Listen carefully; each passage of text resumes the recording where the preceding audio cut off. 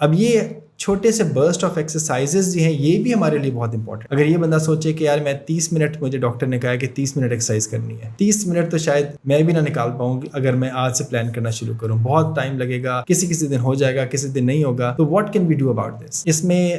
2 publications ہیں recent 2022 کی اور 2023 کی, جس میں یہ پتہ چلتا ہے کہ short burst of exercise, 1 minute exercise اور 2 منٹ ایکسرسائز جو کہ ایک دم سے آپ کے ہارٹ ریٹ کو بھی اوپر کرے, آپ کو سانس بھی چڑھائے, اور اس حد تک آپ اس میں انوالو ہوں کہ یو کی not talk in a full sentence.